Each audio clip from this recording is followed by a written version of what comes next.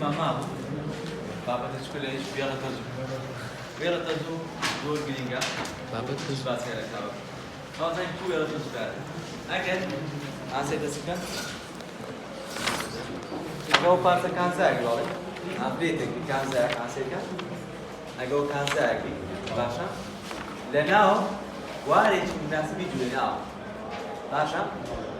واتە گۆڕانێکی لێ چاکردەوە کارەکان ڕوودا ئەو کاتە ئەرێ تەزوو پێدە بەڵام بە شێوی چۆن ئاوە بازنەی بە شێوی چۆن بازنەی بۆ لەوتی وێڵە تەزوو کاتە پێناسەکە لەسەڵ بزمێتەوە شێ دەسەکە ئەڵێ ئەو تەزووە بوونەکارە شێوە ئەڵقانەن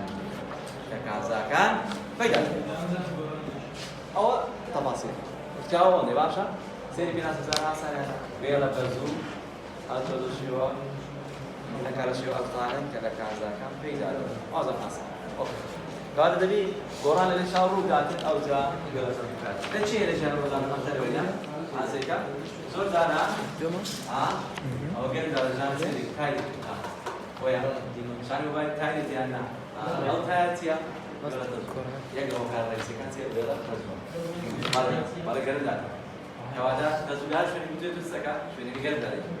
ويلا تزوجايا كان باوزة دوري لو كان معروف هذه خود الكلام ده بس بس خبري ما هم كذا بالي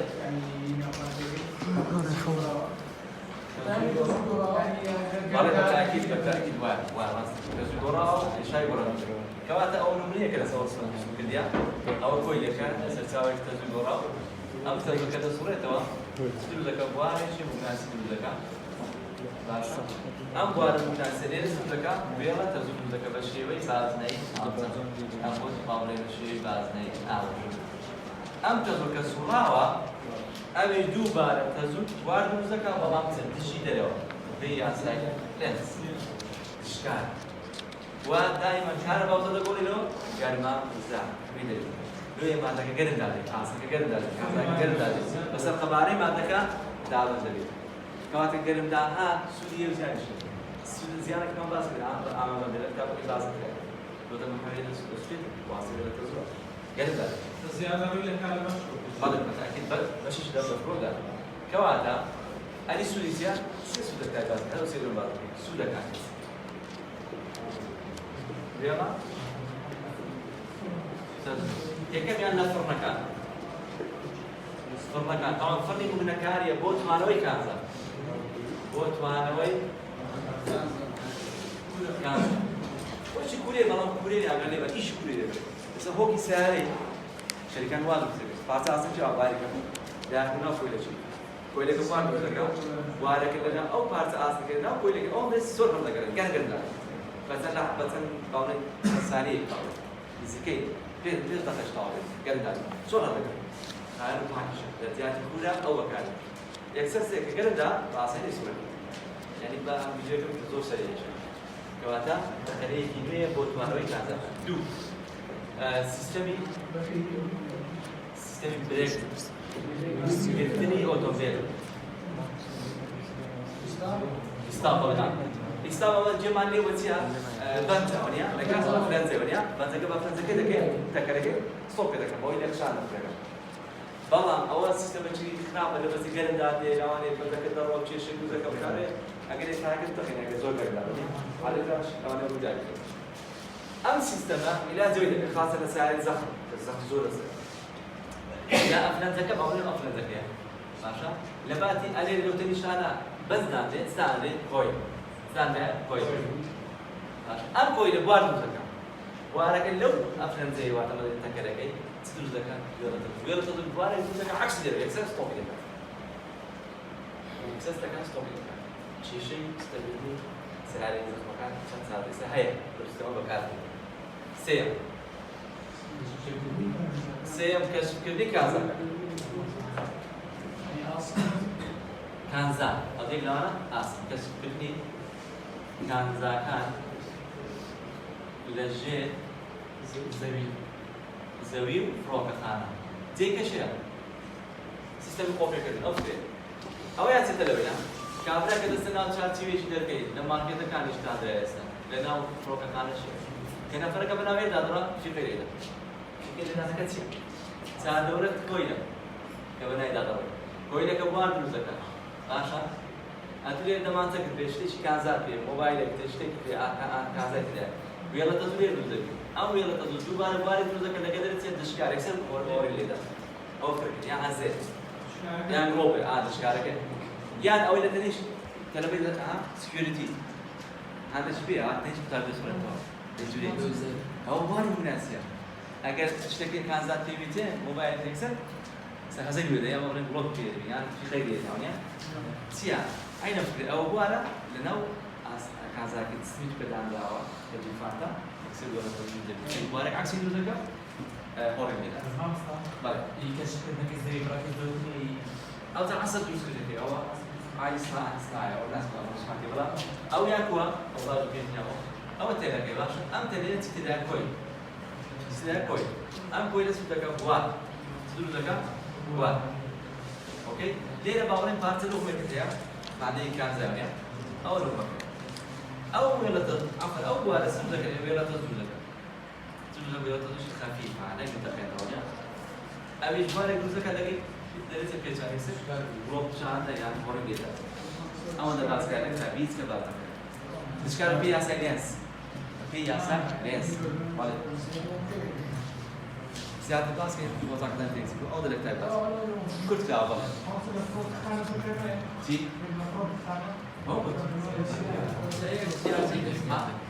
زيادة كش أو دقة كيس نايم عينش هذا بينسى كديو دينامو كان سنة عن دينامو مانيا تزوي وراء أيس وقت باس ما كتزوي وراء سكين ناس كلوسي بتي بربوني كان برو عرستي دعوري بتي بربوني كان برو عرستي يا دعوري بلان تزوينا بور ديسي بتي بربوني كان برو عرستي بتنسيا نعم ولا باش في الدم باس كده جا دينامو شنو يعني أيسيا يعني باش ايش بين اي سي دي زاني اي سي دي سي بتي بربوني كان تزوي برو عرستي تقول هذه ترد بيني ترد بيني عرستي تقول بريش تقول لا تسوي نقول يا خداني مش راسه لا عرستي تقول لا مش دينامو اللي هوريت كده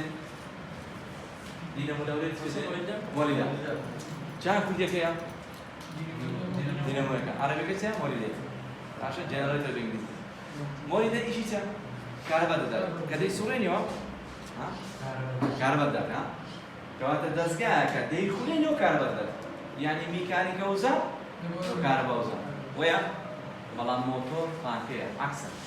كهرباء كده مين تنتو وزا ميكانيكا وزا يعني ايش عكس باشا ايش كده عكسا دينامو دزگاه كده يخلينيو ميكانيكا وزا لو كهرباء وزا مالان موتور فانكا كهرباء وزا ده غوري ميكانيكا وزا رايك شان بيسوان او باس استكن دينامو دزگاه كميكانيكا وزا ده غوري لو كهرباء وزا ويا تاي باس كده يخسر تاي كده يقولون تو كهرباء ذات عشان جا سير رجع باس كده لا كهرباء رجع كم زي خصنا درس ما أتكلم واركا يوم يوم فلانة سيمن توني بارو رجع دو فلانة بس كرداريا رجع سونا كرداريا عمليا هم دينامو كان بوشل جا ديبي فلانيو كودي فلانيو دور رجع الكتاب كي باس كده باش رجع شيء بس الكتاب كي دو باس دبي أو توربين باوي أو سيف توربين كي باشا أو كربانانا توربين كي باشا بس بقولي بقولي كي بقولي نو ذكر بس كودي بقولي لا بس شلال التاج شلال عارفة ده كيف يسمونه أو كل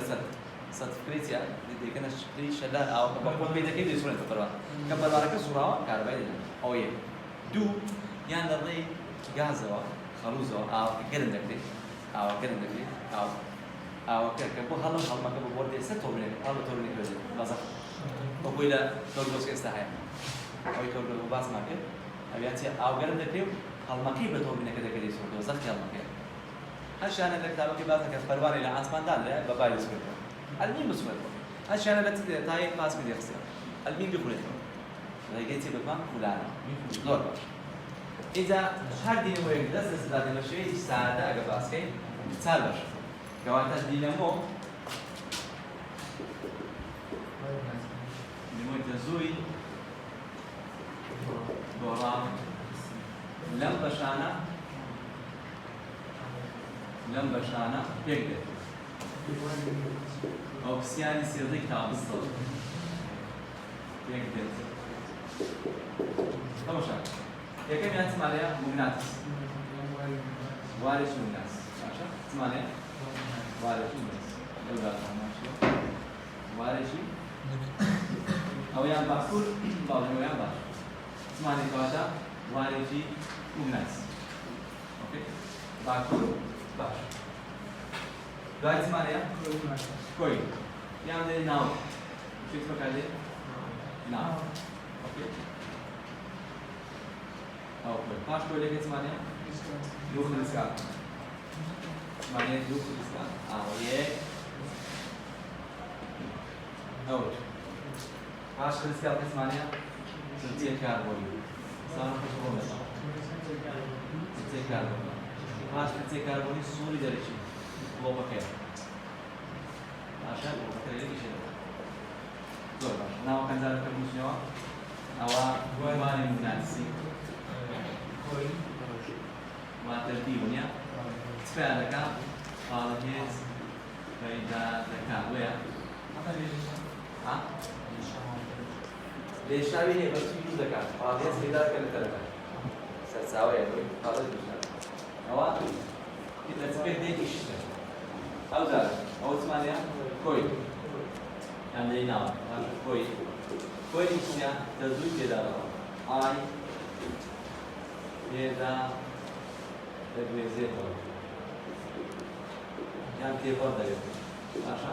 تەزووی پێدا دەگوێزێتەوە یاخود تێپەڕ دەگوێزێتەوە لێرە چمانەیە دوو خلیسکە ئەڵقا ئەڵقەی چێ تەوان کانزایە باشە یعنی گەیەنە ئیشی چیە ئەو تەزوویەکە لێرە پەیاو لەناو کۆی دەکات ئەو ستەکە نەقلی دەرێ دەکات ستەکە نەقلی دەرێ دەکات لەڕێی چیەوە لەڕێی ئەم دوو فلچەوە لەڕێی چێ ئەم دوو فلچە ئەو پێ دەوێت فلچەی کاربۆن یان دوو فلچەی کانزای دوو فلچەی کاربۆنی ئۆکەی تەزووەکە بە سوور دەرەچێت دەکەین ئەو پێدەن سووری دەرەچێت این کاربن مالی من سوری درجه سیاه سوری کاربن مالی من درجه سیاه رو مولده باشه دو مولده تو سور درجه باشه شکن زارد کم مسیاه دو خلیسه که ایشی سطلبه او تزوج که لیره کرده بی نقل تکراره تو فلسه کرد دو سور درجه یعنی پارزگاری لبه که و بستی کوی لگه و سور درجه کرده داره دو فلسه وقت پارزگاری لبه که و بستی صورة درجي وكوي لك دخل ما صار عنصر شيء داخله قال لك بعد تضيف كواتا بس دي صورة درجي وكوي لك لري شيء لري دو فلسة كواتا لري شيء لري دو باش هذه فلسة كيش تيا تزوج نخلي كواتا أو باشكاني ديناموي تزوج دوراوا سیاری سێزە کتابە و گرنگیشە زۆر جار سیاری لێ هاتەوە بەڵام بە شێوازی زیاد کام لەمانە خوارێ تێدایە کام لەمانە خوارێ تێدا نییە لەناوەکەم بزانین ئۆکەی دەچی پێی دێتن چار باشە باشە ئیشەکانی چۆن باس ئێستا دێتە لەبێ بزانین ئەم دینەمۆیە کە دەسوڕێتەوە کاربای دروست دەکات زانین چۆن دروست دەبێت وا دابێت کۆیلەکەمان شێوی چۆنە داکەشێت باشە شێوی چۆنە داکەشێت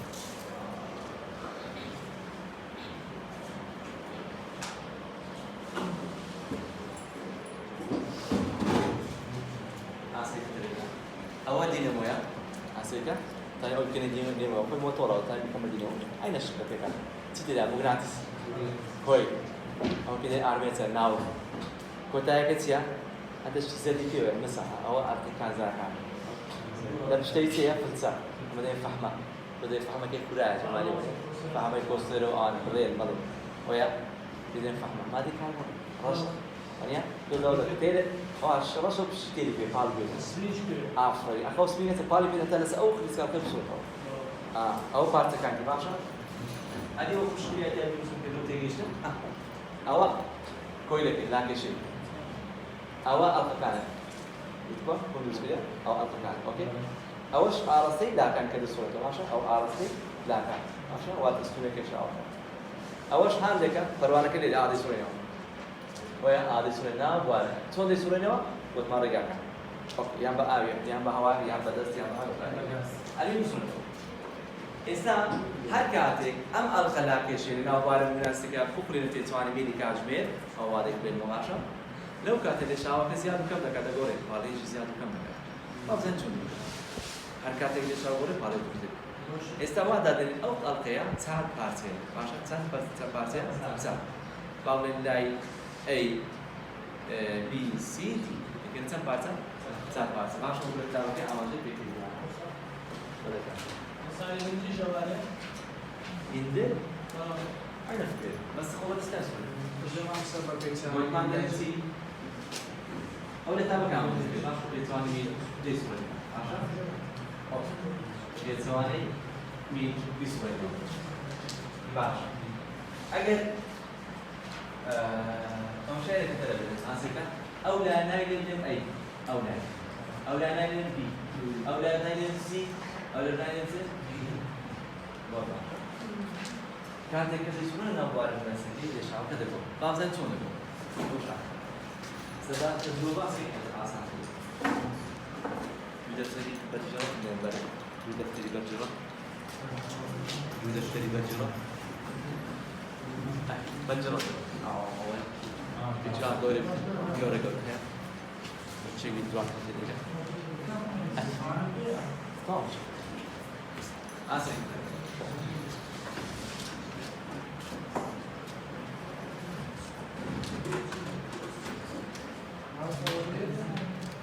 أوا بابين بوارك يا باشا أوتيا أو بوارك أوش بوارك يا باشا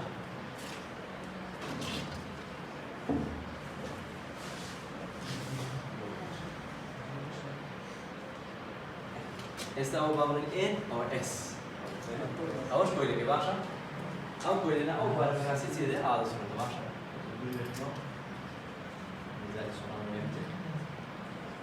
شاكا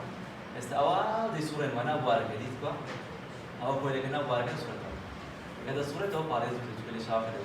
أصلاً بيجي نا بينا كده أنا دي صورة كي جالسنا وده بزوجتك بس صورة بس توري إيجابي هو شيء صورة نتالي بن حاسي أما نام مالي ناتي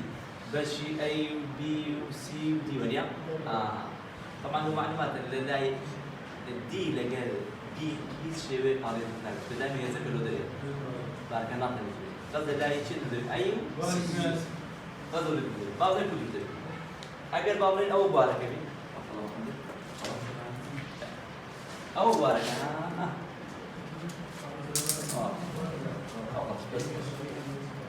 أو بارك يبقى طبعا أو أرسل بارك يبقى كأنا بارك لو لا زين بس كده كتابك شكل كاتب أستي كويلك يعني هو كويلك سورة بس بارك يعني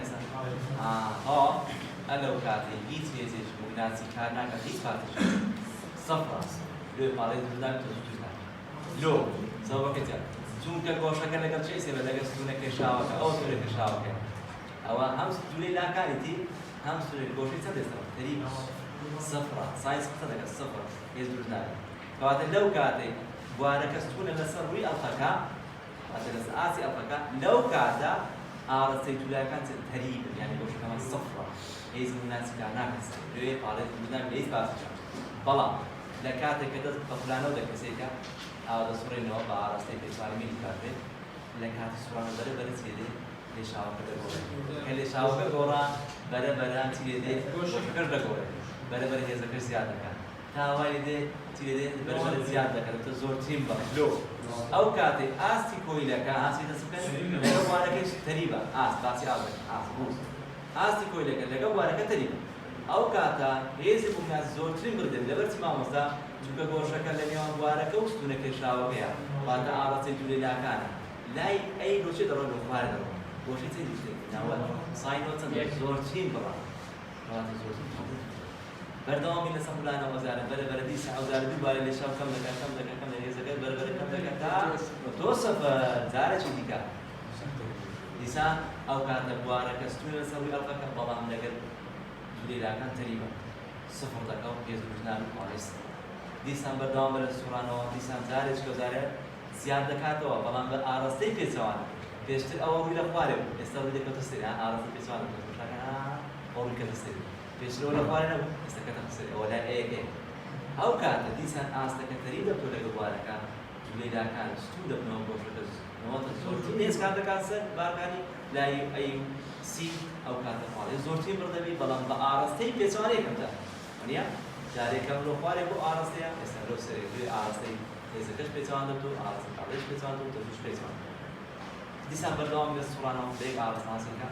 هەتا جارێک کە دوای لە شاواکە کەم دەکاتەوە دیسان دەبێتەوە سەفەر ئەو کاتە دیسان بوارەکە سکوون لەسەر ڕووی ئەڵقەکە دیسان ئاستە لەگەر جولێلاکان تەری دەبێت کەواتە تەربیە دوو قسەی فێری لەو تەجروبەیە لە کاتی سوڕانەوە ئاسیەکان ئەگەر باسی ئاستی ئەڵقەکەمان کرد تەریب زۆرترین بڕا بەڵام ستوچیا کەمترین بڕا ئەگە باسیمان کرد ئای سفر ئافان ئەگە باسیمان کرد ئاستی کۆی عکسی ڕابڵێنە بەڵام ئەگە باسی جولێلاکان بێ ئەو لایان باس بۆ ئاڕاستەکە یعنی ڤیەکان یعنی چی ستونە کێشاوە ستون زۆرترین بڕە لەگە بوار تەریب کەمترین بڕا عینە قسەیە بەڵام ئەگەر ئاستی باس کرد عکسی ڕابڵێنە کەواتە ئەگەر جولێلاکان بوو ستون زۆرترین بڕا تەریب کەمترین بڕا بەڵام ئەگەر باسی ئاستەکەی کرد بە پێچەوانە تەریب زۆرترین بڕا ستون کەمترین بڕا کەواتە لەومان دەرکەوتە لەوێنە ئاسیەکان کاتێککە خاڵێکەمان باس کرد دەزوو چەند خاڵێکەم سەفر ئاستی کۆیلەکە ستون بوو لەسەر بوارە ئەگەر باڵێ ئەو بوارەکە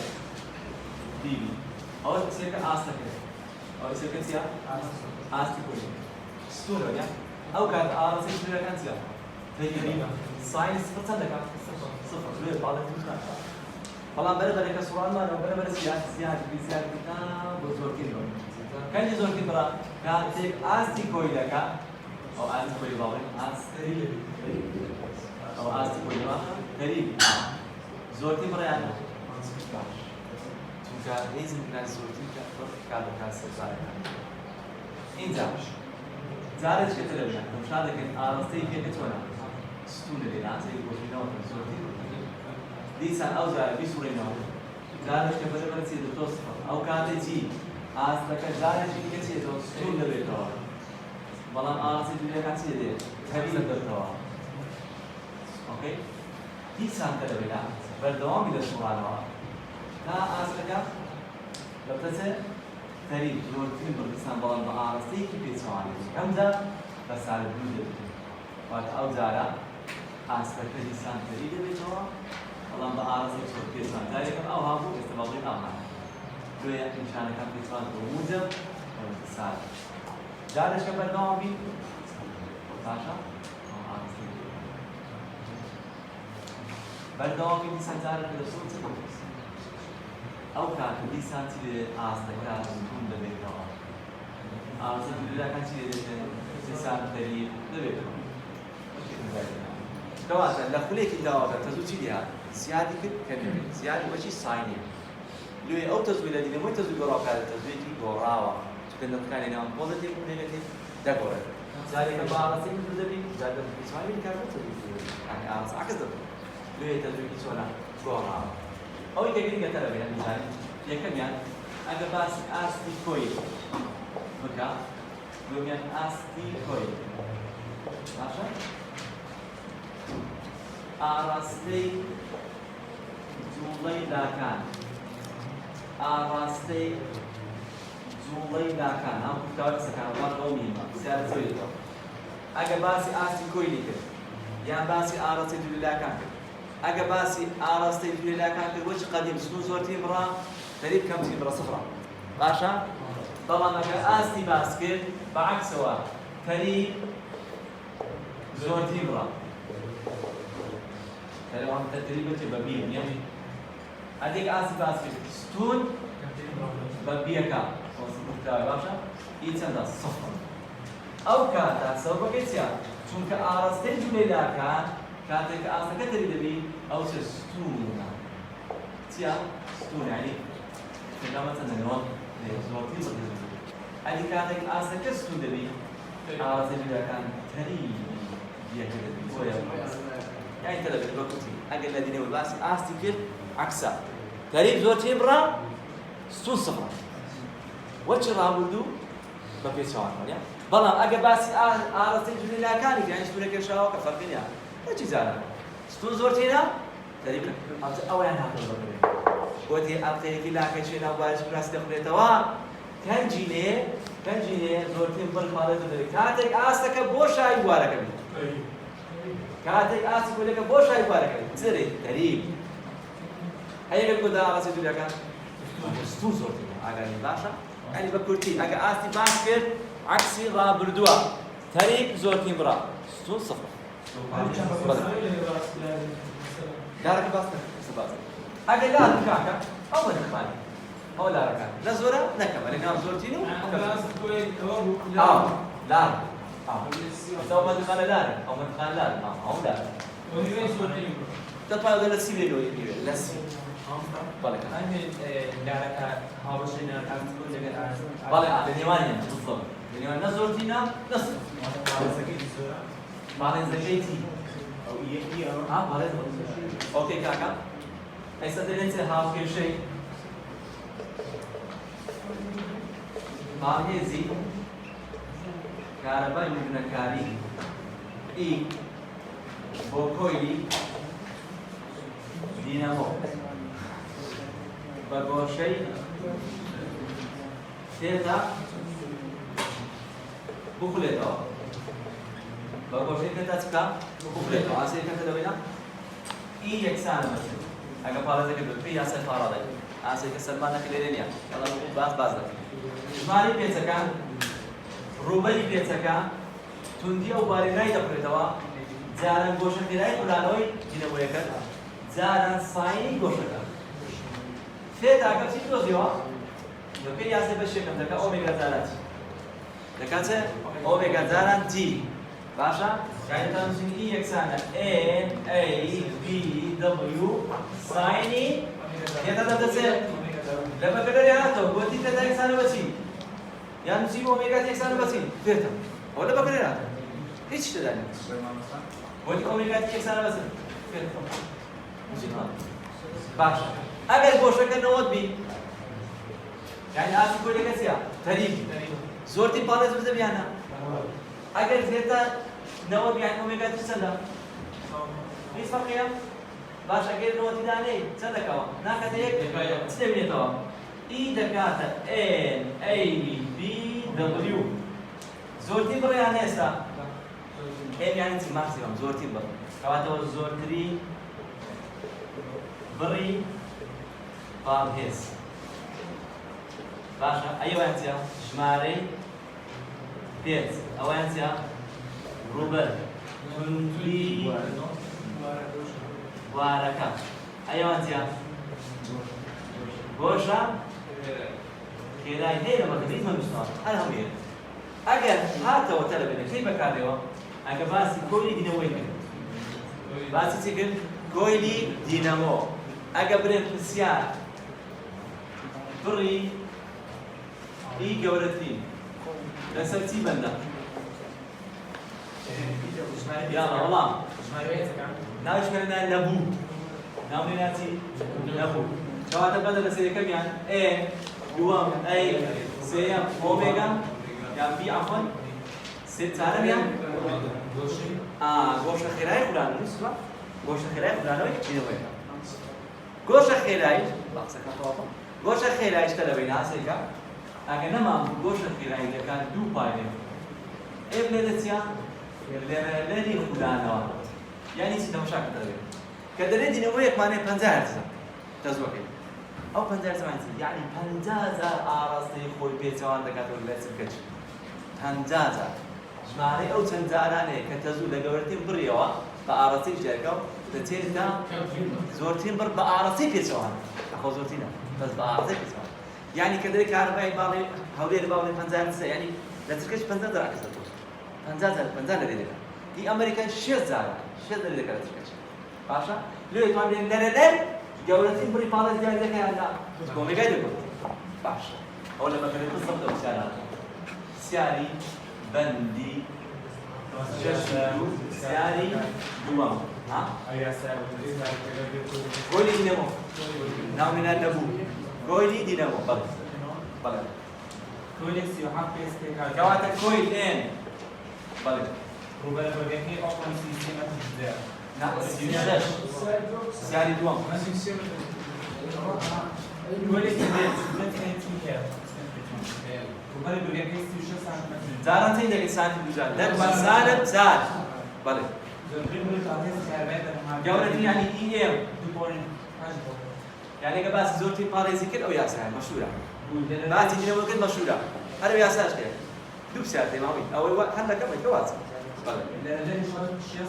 ئێف يعني تي بي زۆر چی یاسای بەکارتر بێنێت ئی دەکات ئێن ئەی بی لۆ بەکارێنێت چونکە باسی دینەوەیە باسی کۆلی خولاوە دەکات باسی ستەکە گەورەترین بڕی پاڵێز دەکات هەر یاساش وەیە ناونێنان چی نەبوو کەواتە چێ داوا بکەوە بۆکە نەبدە ئی ئێم ناو ئافرین ژی دابەش ناو یەکسانەوە ئی ئێم چەندە ئێن ئەی دەتوان سالب زارە ئێ ئۆمێگا نەیدایە چیدایە ناتە لێدانیەوە ماسەکە دەڵێن کەواتە ئۆمێگا تی دوو پای دوو جارە پای جارە شەست هیچ فەرقی نەکەی خۆت ڕادەسەر طبعا زعما لكاتب 0.083 بنسكي هذاك كان ملي 83 ملي تسلا يعني وان سي يعني زاد هزار بريد ما كنت تسرع انا منك حل ما كنت هر كاتك سنتيم دوزات ابو زادت ما سنت يعني كم جواب 10 انا بدي اسال بس يلا بيكتب عفوا بدك تبي اقعد عليك هذا بعدك تبي تبينك معناه لسه بسيارش نكو بيتوا نيوي ليه نيوي لك السيما ليه كنت فاصل تعمل اقعد عليك ابيش بسياري تندما بسياري لا خلاص شو سبب كانوا سيمي بنت وفي اصلا ترك لو معلومات والله باش تشي ليه اقعد عليك نكو بيتوا اقعد عليك سيت انا بكت هذا انا بكداته لا خلاص شو سبب بسياري سيمي كان ضليتي بالكنوير اخنا قرانا سروا